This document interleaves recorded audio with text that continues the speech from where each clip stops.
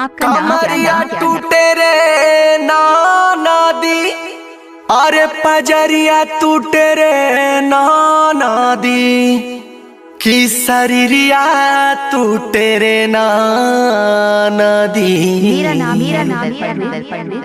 राती में पियवा पलानी में सूत कमरिया टूटे रे नाना दी।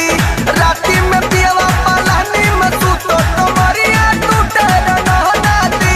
कमरिया टूटे रे नाना दी, पजरिया टूटे रे नाना दी। कमरिया टूटे रे नाना दी, पजरिया टूटे रे नाना दी। राती में पियवा पलानी में सूत कमरिया टूटे रे नाना दी। राती में पियवा पलानी में सूत कमरिया टूटे रे नाना दी।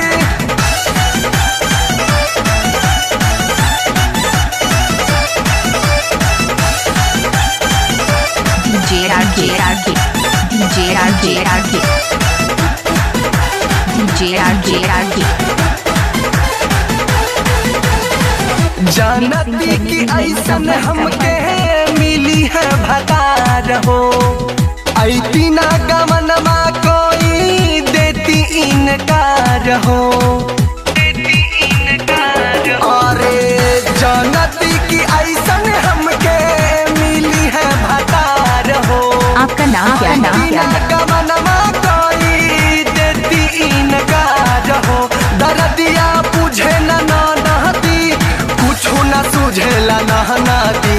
दर्दिया बुझे ना नदी, कुछो न मेरा नाम नदी। अरे राती में पियवा पलानी में सूत कमरिया टूटे रे नाना दी। आपका घर कहाँ है? फुलपरास चौक। कमरिया टूटे रे नाना दी।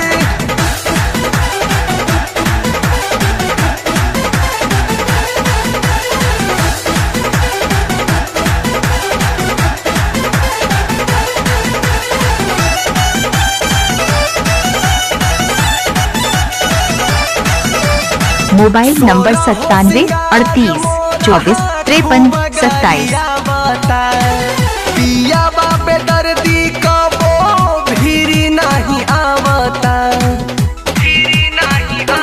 हाँ, सोरा हो सिंगार मोरा खूबे गरियावता। पिया बाबे दर्दा कबो भीरी नहीं आवता।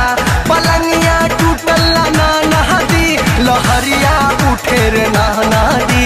पलंगिया टूटल ना नदी, लहरिया उठे रे फुलपरास चौक।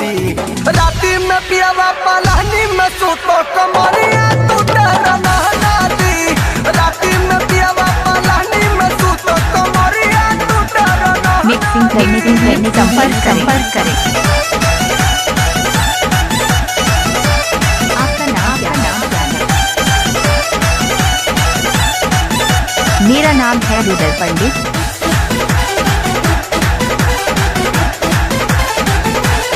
आपका घर कहाँ है?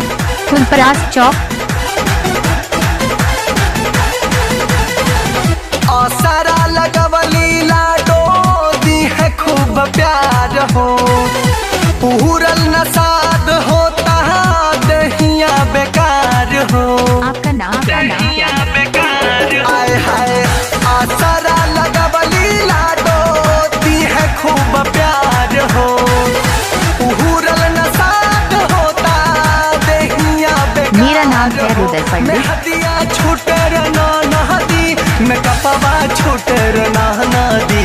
मैं हदिया छूटे रे नाना दी, मैं कपवा छूटे रे नाना दी। राती में पियवा पलानी में सूत कमरिया टूटे रे नाना दी। मेरा नाम है रुदल पंडित। में सूत कमरिया टूटे रे नाना दी। आपका घर कहाँ है? फुलपरास चौक।